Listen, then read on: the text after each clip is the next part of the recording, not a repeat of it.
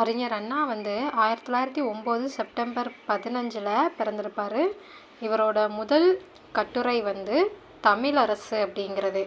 அண்ணா 1930 marriage பண்ணுறாரு ராணி அப்படிங்கிறவங்கள. அடுத்தது 1934 பொருளாதாரத்தில் முதுகலை பட்டம் சென்னை பச்சையப்பன் கல்லூரியில் படிச்சுக்கிட்டு இருப்பார். பொருளாதாரத்தில் முதுகலை பட்டம் பெற்ற ஆண்டு 1934. 1931 பச்சையப்பன் கல்லூரியோட மாணவர் சங்க பொதுச் செயலாளராக இருந்திருக்காரு 1931. 1933 கல்லூரி பொருளாதார அமைப்போட தலைவராக இருந்திருக்கிறாரு. அடுத்ததாக ரஷ்ய இலக்கியம் அப்படிங்கிற நூல் வந்து வாணன் அவர்கள் எழுதினது.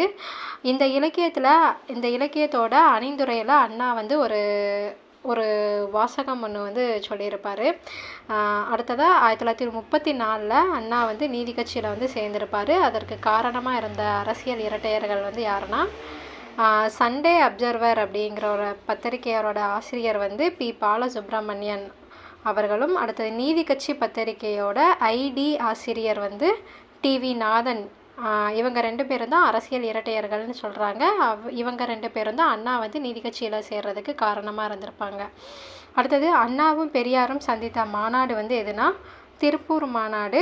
இது வந்து 1935 மே 20, 21 வந்து நடந்திருக்கும். திருப்பூர் மாநாட்டில் தான் அண்ணாவும் பெரியாரும் சந்தித்த மாநாடு.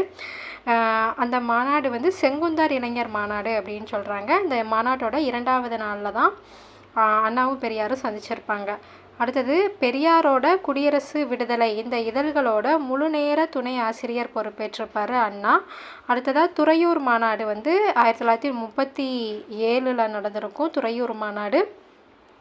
அடுத்ததாக பெரியாரோடு அண்ணா வந்து பயணம் செய்த ஒரு யாத்திரை வந்து என்னென்னா 1941 நடந்த ஹரித்வாரா யாத்திரையில் வந்து அண்ணா வந்து பெரியார் கூட பயணம் செஞ்சுருப்பார். திராவிட நாடு அப்படிங்கிற வார இதழை அண்ணா வந்து காஞ்சிபுரத்தில் வச்சு தொடங்குறாரு. எப்போ அப்படின்னா 1942 மார்ச் 8. அண்ணாவோட புனைப்பெயர்கள், அண்ணா வந்து பல புனைப்பெயர்களில் வந்து கட்டுரைகள் நாடகங்கள் அதெல்லாம் வந்து எழுதியிருக்கிறாரு. அது என்ன அப்படின்னா சௌமியன், பரதன், ஒற்றன், சம்மட்டி, நக்கீரன், சமதர்மன், வீனஸ், வீரன் இந்த பெயர்கள். அடுத்தது திருச்சி மாநாடு வந்து 1943 ஏப்ரல் 25 நடந்திருக்கும். அதுக்கப்புறமா ஒரு திருச்சி மாநாடு, அதாவது திருச்சியில் திராவிடர் கழக மாநில மாநாடு வந்து திருச்சியில் 1945 செப்டம்பர் 29, 30 ஆகிய தேதிகளில் வந்து நடந்திருக்கும். சேலம் மாநாடு 1944 ஆகஸ்ட் 17 நடந்திருக்கும். இந்த திருச்சியில் நடந்த இந்த மாநாட்டில் தான் கருப்பு சட்டை அணியும் தீர்மானம் வந்து கொண்டு வந்திருப்பாங்க. யாருன்னா பெரியார்.